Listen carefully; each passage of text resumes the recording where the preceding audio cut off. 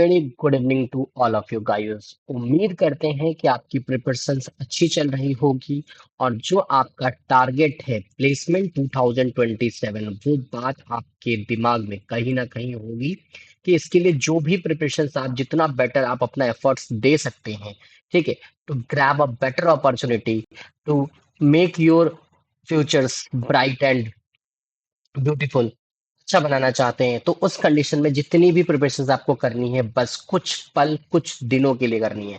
ठीक है, तो बढ़ते हैं वीडियो के आगे। और सभी को पता है कि हम लोगों ने सेट थ्योरी स्टार्ट किया है। इससे पहले जो भी बच्चों ने अभी अभी हमारे चैनल पे विजिट करना स्टार्ट किया है, आपको मैं बता दूं कि हमारे डिस्क्रिप्शन बॉक्स में दो प्लेलिस्ट अटैच किए गए हैं। एक आपका प्लेलिस्ट अटैच किया गया है जहां पे आपको एप्टीट्यूड के सारे वीडियोज मिल जाएंगे और दूसरा आपको किसके मिल जाएंगे, दूसरा आपको रीजनिंग के मिल जाएंगे। बात रही करंट टॉपिक की, तो करंट में एप्टीट्यूड चल रहा है इसलिए मैंने आई बेल बटन पे किसको अटैच कर दिया है, यहाँ पे आपको एप्टीट्यूड के सारे टॉपिक्स आपको यहीं पर मिल जाएंगे। ठीक है, बढ़ते हैं आज के टॉपिक की तरफ।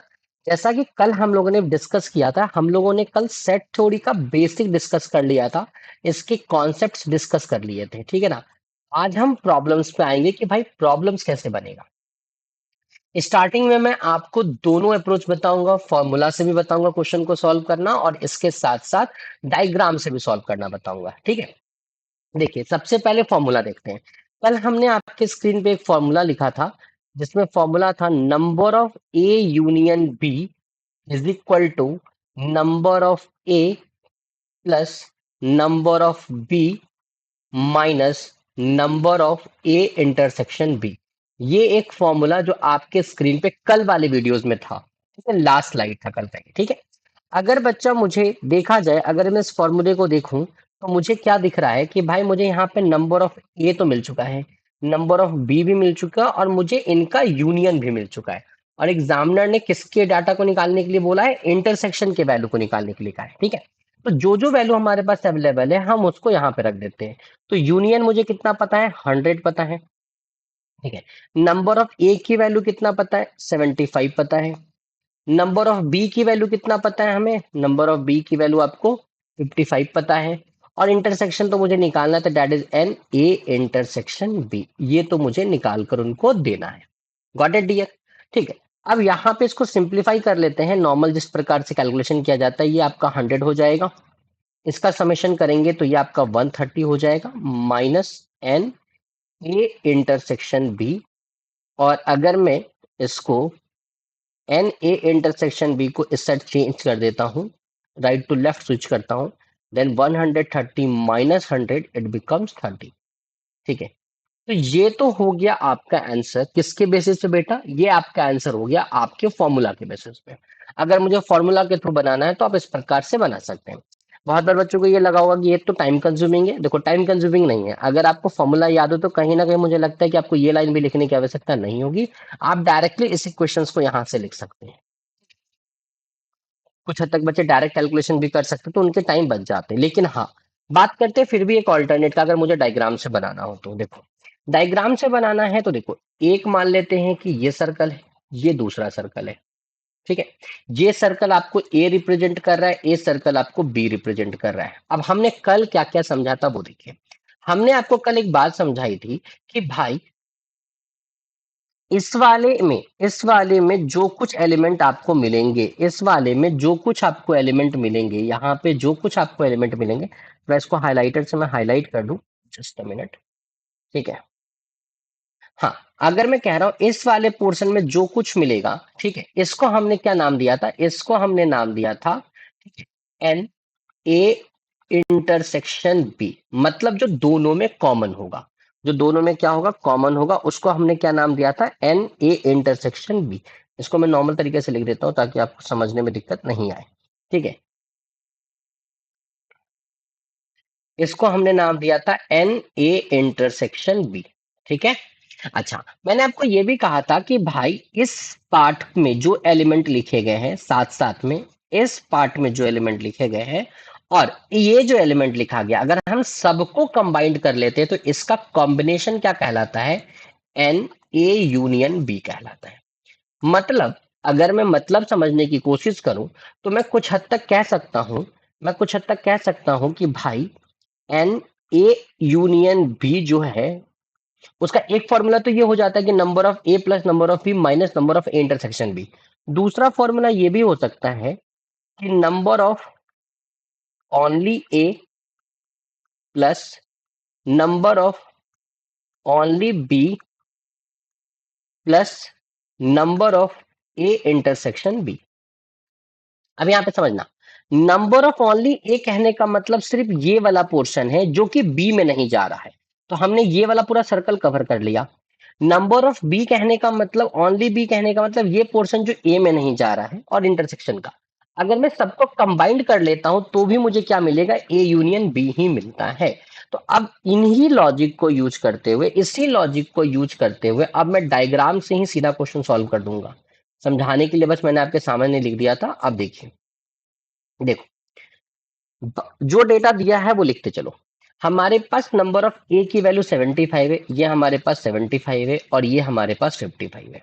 ये हमारे पास 75 है और ये हमारे पास 55 है। अब आप ऐसे समझो, आप यहाँ पे, ठीक है, दो मतों पे बात करते हो, ठीक है, कि भाई सपोज कर लो मैंने बोला कि कितने ऐसे बच्चे हैं जिसको, ठीक है, मान लेते हैं कि एआई लैंग्वेज पसंद है, और कितने ऐसे बच्चे जिनको एमएल पसंद है, मशीन लर्निंग पसंद है। तो मान लीजिए एआई को पसंद करने वाले 75 बच्चे मिले, एआई को पसंद करने वाले कितने बच्चे मिले, 75 बच्चे मिले। और मशीन लर्निंग को पसंद करने वाले कितने बच्चे मिले, 55 बच्चे मिले।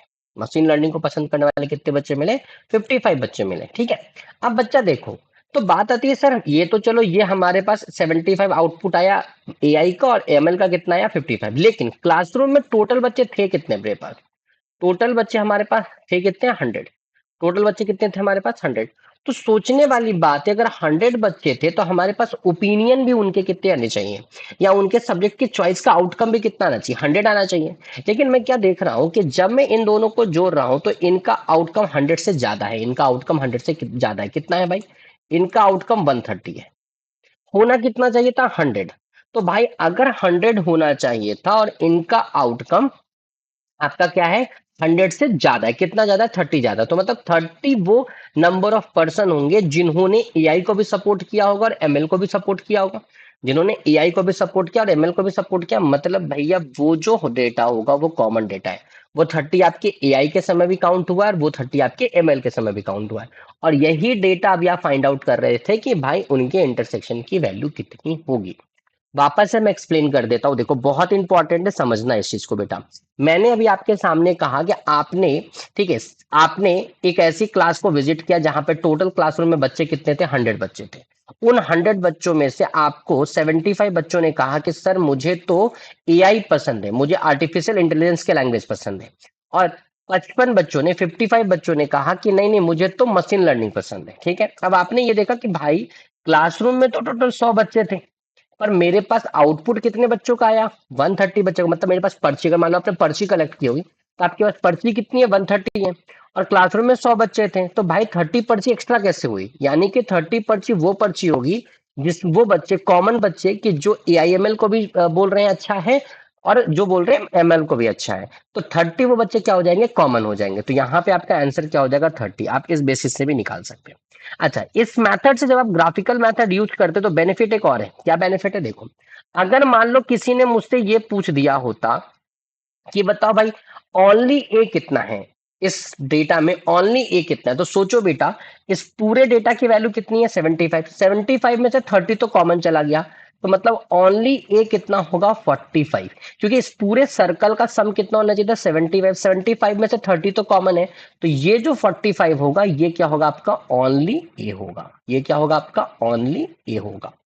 वहीं अगर आपसे कोई ओनली बी पूछता, तो सोचने वाली बात है इस सर्कल की वैल्यू कितनी है, 55। 55 में से 30 तो कॉमन चला गया, तो ये जो 25 होगा ये क्या होगा आपका, ओनली बी होगा।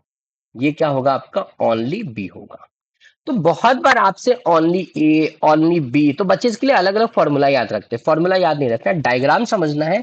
डायग्राम अगर आपको क्लियर है तो सारे प्रॉब्लम बहुत इजी वे में आपसे बन जाएंगे। ठीक है, चलिए बढ़ते हैं अगले क्वेश्चन की तरफ। अगला क्वेश्चन है कि इन अ स्कूल, किसी स्कूल में 55% of the students enrolled for English.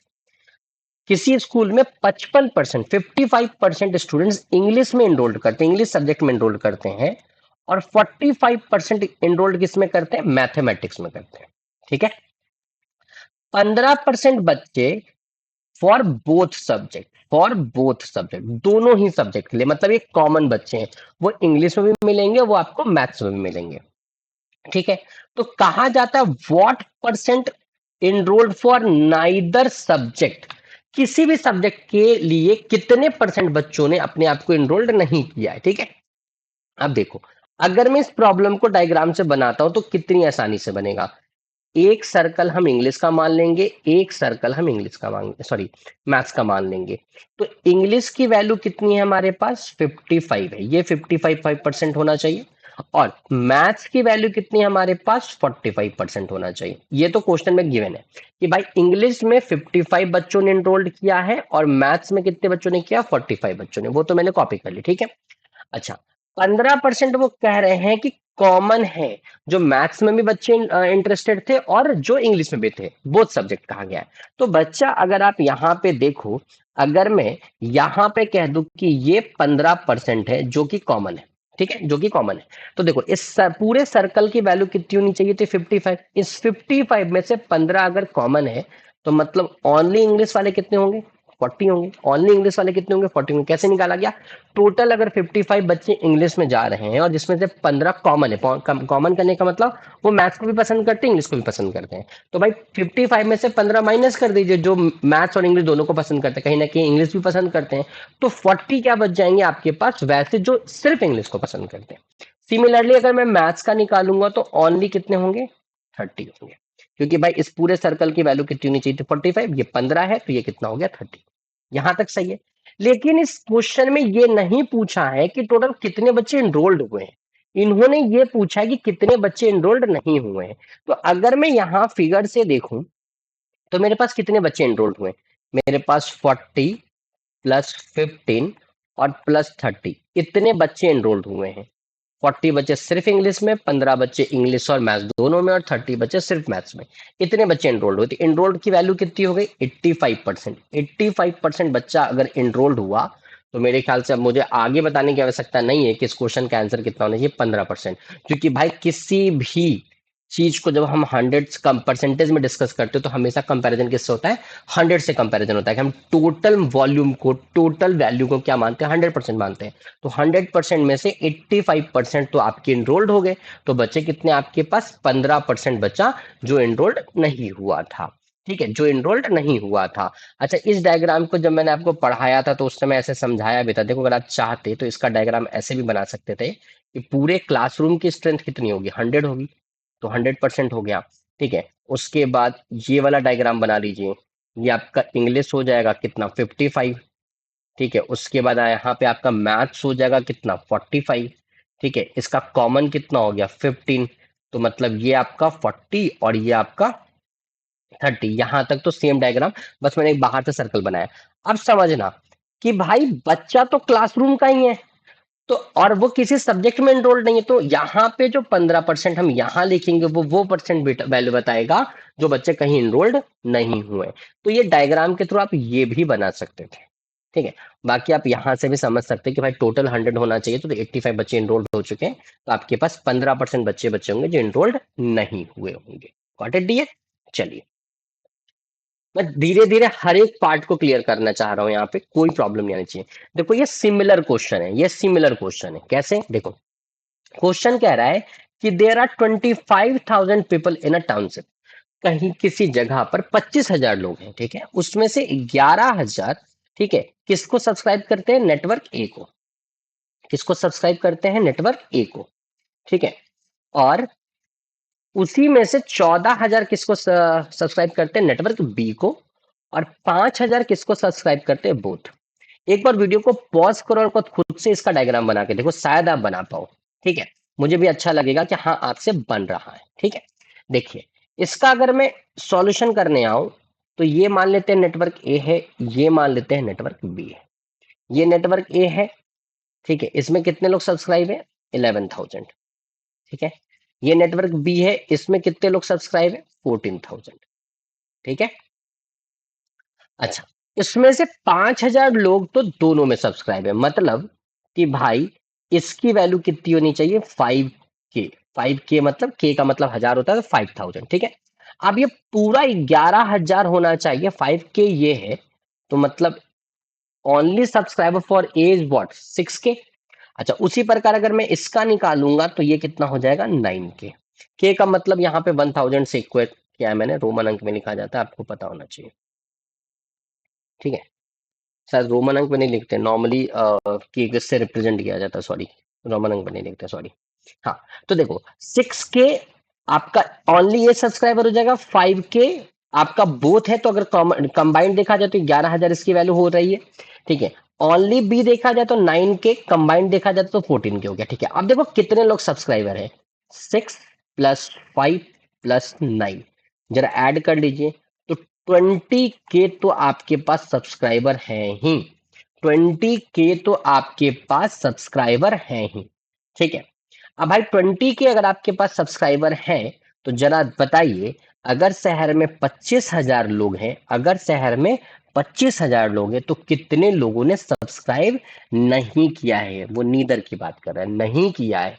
तो भाई 25,000 लोगों में से 20,000 लोगों सब्सक्राइब करके बैठे हैं, तो मतलब 5,000 लोगों ने सब्सक्राइब नहीं किया। दोनों क्वेश्चन सिमिलर था, ठीक है, दोनों ही क्वेश्चन आपके क्या थे, सिमिलर थे। होप डियर आपको चीजें समझ में आ रही होंगी, ठीक है। वीडियो में कोई दिक्कत होती है, वीडियो को एक बार रिकैप करके जरूर देखिएगा, ठीक है। चलिए वीडियो में आगे बढ़ते हैं, अगला क्वेश्चन है, ठीक है। अब हमारे पास अभी तक हमने जो प्रॉब्लम्स किए उसमें हमारे पास दो सेट बन रहे थे, ए बी, ठीक है। फिर आपने पढ़ा भाई, अगर मैं पिछले वाले क्वेश्चन पे जाऊँ तो इंग्लिश और मैथ्स। लेकिन अगला जो क्वेश्चन है हमारे पास, उसमें आपको दिखेगा कि आपके पास तीन सेट मिलेंगे। थोड़ा देखते हैं इसको कैसे क्वेश्चन है। क्वेश्चन कहता है कि इन अ क्लास 150 स्टूडेंट्स, टोटल कितने बच्चे हैं, 150, यानी यूनिवर्सल की वैल्यू कितना पता है, 150, ठीक है। 80 like biology, 70 like chemistry and 60 like physics, ठीक है। 80 किसको पसंद करते हैं, बायो को, 70 किसको पसंद करते हैं, केमिस्ट्री को, और 60 किसको पसंद करते हैं, मैथ्स को। तो आपको सबसे पहले क्या करना है कि एक सर्कल बनाइए, एक, ये आपका दूसरा सर्कल, और ये आपका तीसरा सर्कल, ठीक है। अब जरा मैं नाम दे देता हूं इनको, ये भाई आपके बायोलॉजी हो जाएंगे, ये 80 होगा, ये आपके केमिस्ट्री हो जाएंगे, ये आपका 70 हो जाएगा, और ये आपके फिजिक्स हो जाएंगे जिसकी वैल्यू 60 हो जाएगी, ठीक है। अब कहता है 35 लाइक बायोलॉजी एंड केमिस्ट्री। अब यहीं रुक जाइए, यहीं पे जनरली बच्चों से गलती होती है। एक बात समझिएगा कि एंड का मतलब हमेशा इंटरसेक्शन होता है, और का मतलब यूनियन होता है, ये बात तो ध्यान रखिएगा, ठीक है। चलिए अब यहां पे समझिए, इन्होंने कहा है 35 लाइक बायोलॉजी एंड केमिस्ट्री, तो 35 लाइक बायोलॉजी एंड केमिस्ट्री, तो इसमें फिजिक्स का रोल है या नहीं है, मुझे पहले तो ये समझना पड़ेगा। अगर मैं पहले बायो और केमिस्ट्री को देखूं, तो बायो और केमिस्ट्री को देखूं तो मुझे ये वाला पोर्शन मिल रहा है, ये पोर्शन दोनों मिल रहा है। तो मैं 35 को इस पहले वाले पार्ट में 35 यहां मानना है, ए में मानना है, या यहाँ बी में मानना है, या कंबाइंड 35 है।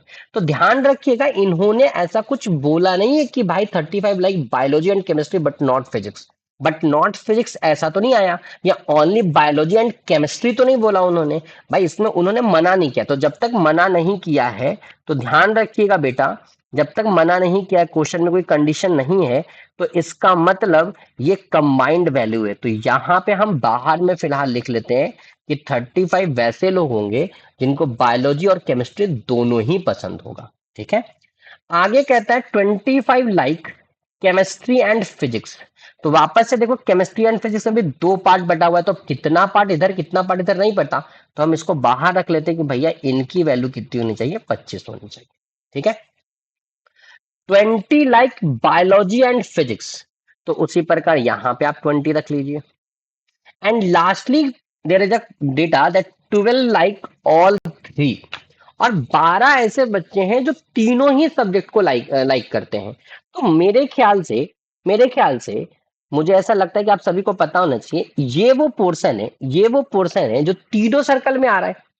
यानी वो जो ये जो सेगमेंट है, ये तीनों ही सब्जेक्ट को बता रहा है कि भाई ये बच्चे बायो में भी इन्वॉल्व है, ये बच्चे केमिस्ट्री में भी इन्वॉल्व है, और ये बच्चे फिजिक्स में भी इन्वॉल्व है। तो यहाँ जो 12 की वैल्यू मिली है मुझे, वो कहीं ना कहीं मुझे यहाँ लिखना होगा। ठीक है, ये 12 बच्चे हो गए जिनको बायो भी पसंद है, केमिस्ट्री भी पसंद है और फिजिक्स भी पसंद है। ठीक है डियर, अब देखो इस पूरे जो पोर्शन थे बायो और फिजिक्स का, बायोलॉजी और फिजिक्स का, उसकी वैल्यू 20 होनी चाहिए थी, जिसमें से 12 बच्चे इधर चले गए, तो मतलब इसकी वैल्यू कितनी होगी 8। इसकी पूरी वैल्यू कितनी होनी चाहिए 35, 12 इधर चले गए तो इसका डेटा कितना हो जाएगा 23। ठीक है, इस पूरे की वैल्यू 25 होनी चाहिए, 12 इधर चले गए, इसकी वैल्यू कितनी हो जाएगी 13। यहां तक क्लियर होगा मेरे ख्याल से, कोई कंफ्यूजन नहीं होना चाहिए। ठीक है, चलिए अब क्वेश्चन में आपसे पूछा है हाउ मेनी लाइक नन, कितने ऐसे बच्चे जिनको कुछ भी नहीं पसंद है। तो भाई मतलब कि ना ही वो बायो पसंद कर रहे हैं, ना ही वो केमिस्ट्री पसंद कर रहे हैं, ना ही वो फिजिक्स पसंद कर रहे हैं।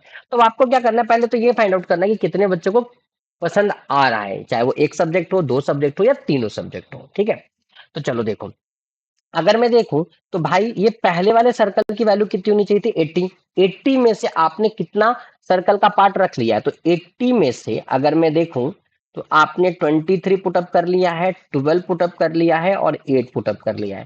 तो इसकी वैल्यू जरा जोड़ लीजिए, ये 20 हो जाएगा, इसको कंबाइंड जोड़ लीजिए, ये 43 हो जाएगा। मतलब यहाँ जो डेटा बचेगा ये 37 होगा। ठीक है, उसी प्रकार अगर मैं सेकंड की बात करूं तो भैया वो 70 होना चाहिए, जिसमें से 23 आपने यूज कर लिया, 12 आपने यूज कर लिया और 13 आपने यूज कर लिया। तो अगर मैं इन सबको जोड़ूं तो मेरे पास जो डेटा आएगा वो 48 आएगा। कितना आएगा 48 आएगा। इसकी वैल्यू 70 होनी चाहिए, मतलब ये डेटा कितना होगा आपके पास 22 होगा। ठीक है, अब लास्टली चलिए अगर मैं लास्ट वाले में देखूं तो उसकी वैल्यू 60 होनी चाहिए, उसमें आपने 8 यूज कर लिया है, 12 यूज कर लिया है और 13 यूज कर लिया है।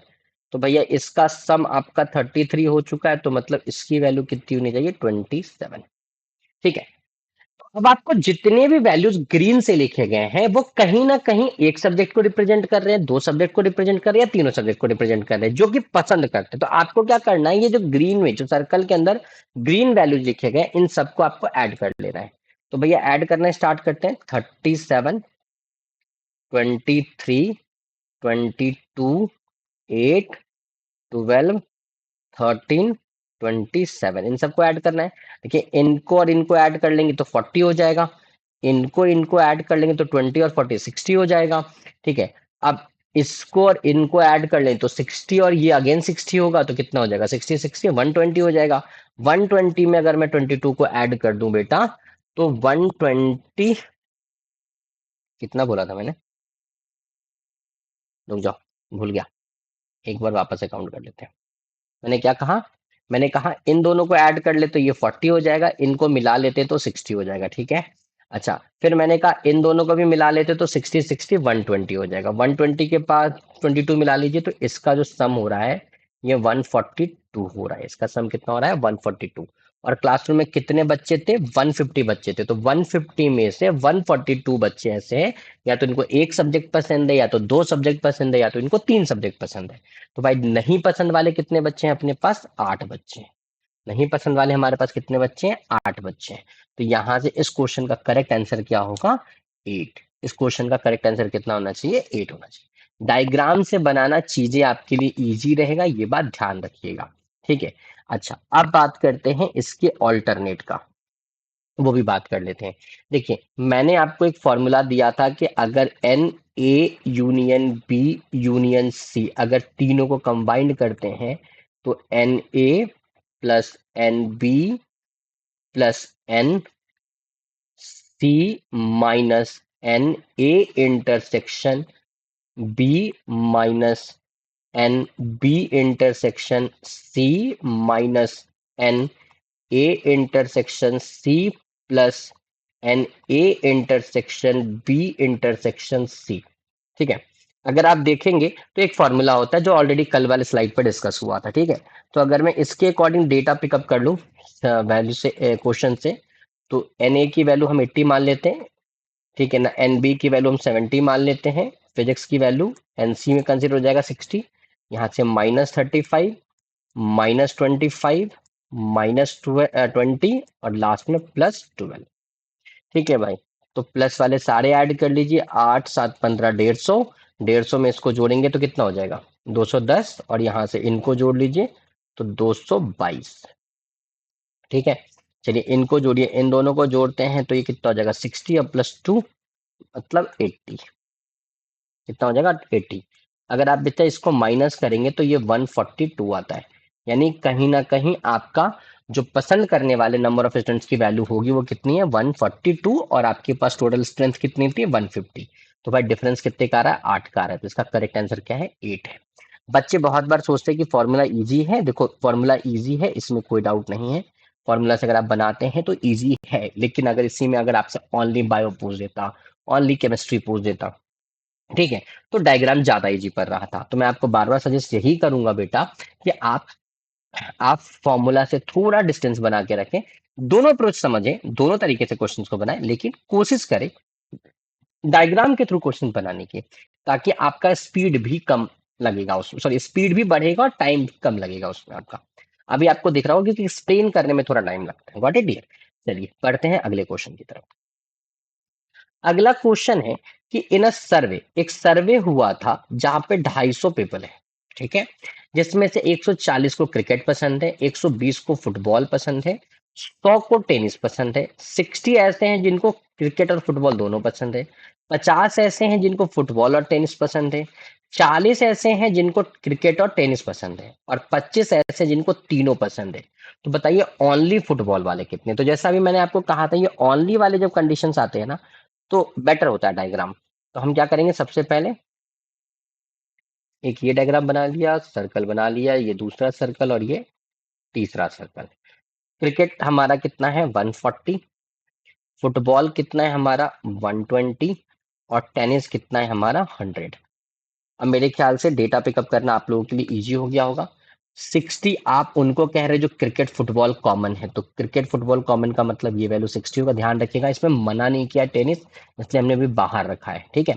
50 फुटबॉल टेनिस है तो ये 50 हो जाएगा, और 40 क्रिकेट टेनिस है, और 25 कॉमन है तो 25 तो यहाँ आ जाएगा। तो 25 आप यहाँ रख दीजिए, 60 अगर इसकी वैल्यू है तो मतलब ये आपका 35 हो जाएगा, ठीक है, ये वैल्यू आपकी 25 हो जाएगी, ये आपकी 15 हो जाएगी। ये तो फटाफट वैल्यू फिल हो गया। अब क्वेश्चन में मुझसे क्या मांगा है ओनली फुटबॉल, तो मैं सिर्फ ओनली फुटबॉल पे फोकस करूंगा, ठीक है। तो भाई ये सर्कल की वैल्यू 120 होनी चाहिए, जिसमें से ऑलरेडी मुझे 3 डेटा मिल चुका है, 3 डेटा का सम कर लीजिए।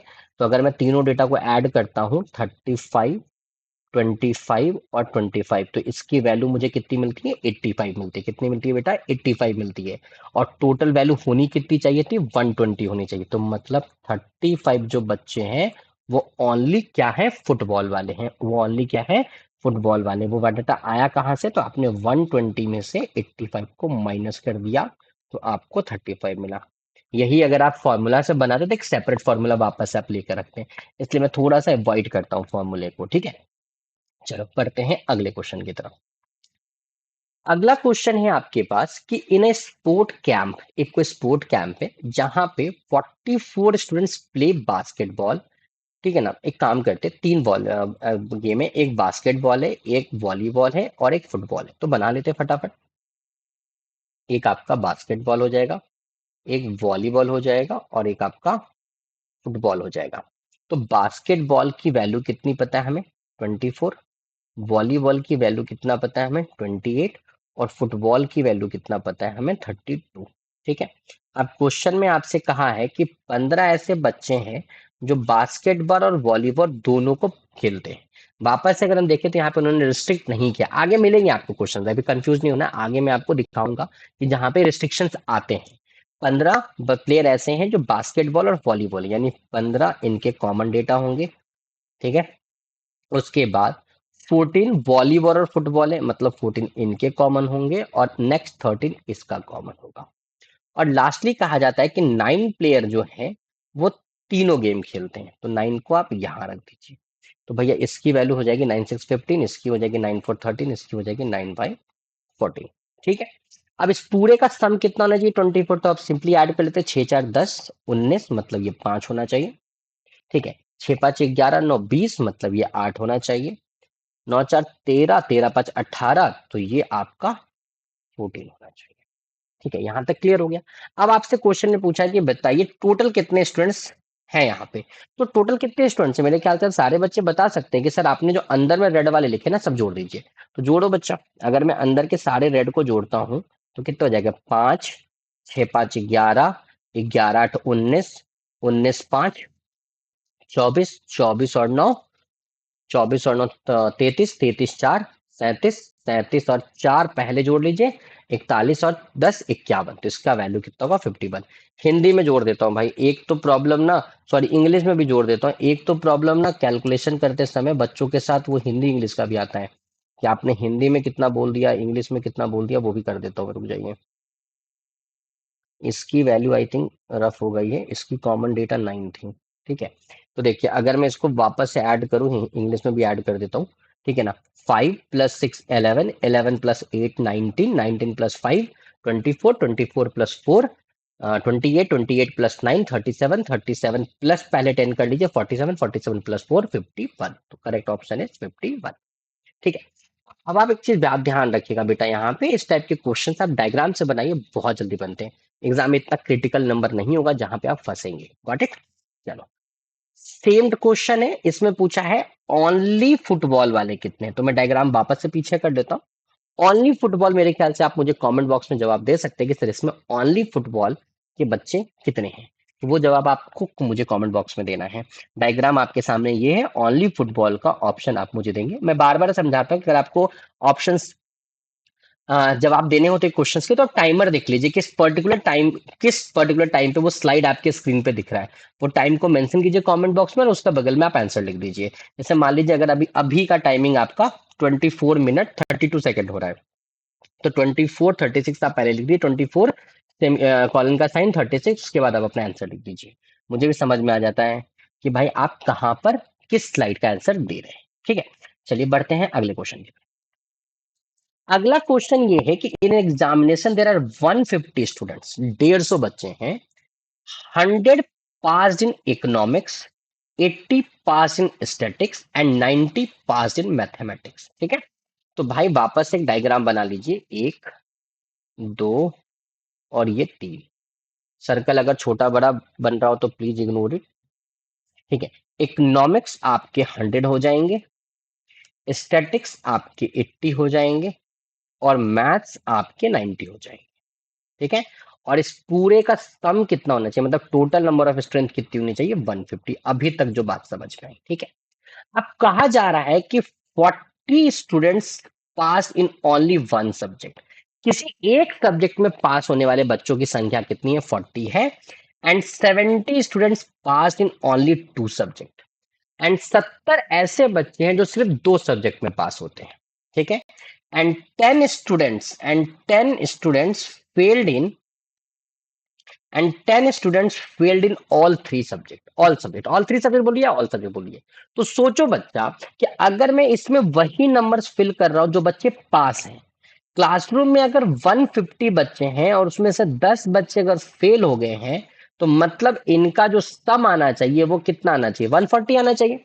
इसमें रखा हुआ, इसमें रखा हुआ, ये जो अलग अलग, जैसे मान लीजिए मैं मार्किंग कर दूं A B C D E F G, अगर मैं इनकी मार्किंग कर देता हूं तो मैं कह सकता हूं कि A+B+C+D+E+F+G इनका सम, ठीक है, कितना होना चाहिए? 140। क्यों होना चाहिए? क्योंकि भाई 150 बच्चे थे, 10 बच्चे तो फेल हो गए और मैं अंदर में जो भी डेटा रख रहा हूँ, जो भी नंबर्स रख रहा हूँ, वो तो 5 बच्चों की रख रहा हूँ। ठीक है। अब चलिए क्वेश्चन बनाने के स्टार्ट पे करते हैं। भाई 40 ऐसे बच्चे हैं जो सिर्फ एक सब्जेक्ट में पास है। तो अगर मैं इस डायग्राम को अच्छे से देखूं और मैं अगर आपसे पूछूं कि बताओ एक सब्जेक्ट में पास होने वाले बच्चे, ठीक है, कौन कौन हो सकते, तो आप कहेंगे सर वो बच्चे ए हो सकते हैं, सी हो सकते हैं और जी हो सकते हैं। मतलब अगर मैं इनका सम निकालूंगा तो कितना आना चाहिए? 40 आना चाहिए। इनका सम निकालूंगा तो कितना आना चाहिए? 40 आना चाहिए। वहीं पे दो सब्जेक्ट वाले बच्चे कौन कौन है? बी है, डी है और एफ है। इनका सम कितना आना चाहिए? 70 आना चाहिए। ठीक है। ऐसे कैसे भाई? तो देखो, ए जो है वो ओनली इकोनॉमिक्स बता रहा है, सी जो है वो ओनली स्टैटिक्स बता रहा है और जी जो है वो ओनली मैथ्स बता रहा है। ठीक है। अब बात करते हैं बी की। तो बी आपको इकोनॉमिक्स और स्टैटिक्स बोल रहा है, बट उस वो मैथ्स के साथ शेयरेबल नहीं है। तो वो आपका जो बी है वो सिर्फ इकोनॉमिक्स और क्या बोल सकते हैं, स्टैटिक्स को बता रहा है, नॉट मैथ्स बोल रहा है। उसी प्रकार एफ जो है वो आपका स्टैटिक्स और मैथ्स है बट नॉट इकोनॉमिक्स है। जो डी है वो इकोनॉमिक्स और मैथ से बट नॉट स्टैटिक्स है, ठीक है। तो अगर मैं इन सबको जोड़ता हूं, यानी कि एक सब्जेक्ट में पास होने वाले बच्चे और दो सब्जेक्ट में पास होने वाले बच्चे, तो भाई ये बच्चों की संख्या कितनी आ रही है, 110 आ रही है। इन बच्चों की संख्या कितनी आ रही है, 110 आ रही है, ठीक है। तो सोचने वाली बात है कि अगर इन सबको जोड़ता तो कितना आना चाहिए था, 140। तो कौन सा अल्फाबेटिकल छूटा है आपका भाई, तो आपका ई छूटा है, जो कि रिप्रेजेंट कर रहा है तीनों सब्जेक्ट का।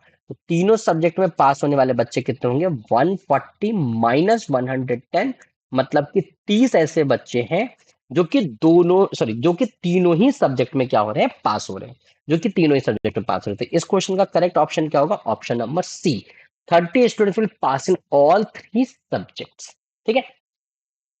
अगला क्वेश्चन है कि how many student pass in at least two subject. अब देखो क्वेश्चन सेम है, क्वेश्चन ये कह रहा है कि कितने ऐसे बच्चे जो कम से कम दो सब्जेक्ट में पास हुए हैं। तो एक बात ध्यान रखिएगा, एक वर्ड ध्यान रखिएगा, इस पे बना देता हूं। एक बात हमेशा ध्यान रखिएगा, अगर एटलीस्ट टू सब्जेक्ट कहा गया है, एटलीस्ट टू सब्जेक्ट कहा गया है, तो इसकी काउंटिंग जब हम कंसीडर करेंगे कंडीशंस को, तो दो सब्जेक्ट वाले भी काउंट होंगे, तीन सब्जेक्ट वाले भी काउंट होंगे, और अगर इससे ज्यादा कंडीशंस होता तो वो भी काउंट हो रहे होते, ठीक है। अगर मैं देखूं तो दो सब्जेक्ट में पास होने वाले कितने बच्चे हैं, 70 बच्चे हैं, तो दो सब्जेक्ट वाले कितने हो जाएंगे, 70। तीन सब्जेक्ट में पास होने वाले अभी आपने निकाला था कितने हैं, 30। तो दो सब्जेक्ट प्लस तीन सब्जेक्ट को जोड़ने के बाद क्या समझ में आ रहा है कि एटलीस्ट टू सब्जेक्ट में पास होने वाले कितने बच्चे हैं, 100 बच्चे हैं, 100 बच्चे हैं। एक बात ध्यान रखना, एटलीस्ट टू कहने का मतलब होता है start with the two and go up to the maximum. तो यहाँ पे हमारे पास तीन ही सब्जेक्ट हैं, तो भाई एटलीस्ट अगर टू सब्जेक्ट बोल रहा है तो दो सब्जेक्ट भी आएगा और तीन सब्जेक्ट भी आएगा। दो सब्जेक्ट का डेटा आपका 70 दिया हुआ था, और तीन सब्जेक्ट का डेटा हमने अभी लास्ट स्क्रीन पे फाइंड आउट किया था, जो भी अब मैं आपके सामने रखा हूँ, जिसमें वैल्यू कितनी आई थी, 30। 70 प्लस 30 मतलब एटलीस्ट दो सब्जेक्ट का जो नंबर ऑफ स्टूडेंट्स जो पास किए सब्जेक्ट को, वो कितने हैं, 100 है। तो गाइज अभी बहुत सारे डिफरेंट टाइप के क्वेश्चन बचे हैं जो हम आपके साथ आने वाले वीडियो में डिस्कस करेंगे। मैं बार बार आपसे ये कह रहा हूँ कि अगर वीडियो अच्छा लग रहा है तो कमेंट, लाइक और सब्सक्राइब चैनल्स को कीजिए, और ज्यादा से ज्यादा तक बच्चों तक पहुंचाइए, जिससे बच्चे इसका बेनिफिट्स ले पाए। तो आज के लिए गाइस इतना ही, थैंक यू सो मच।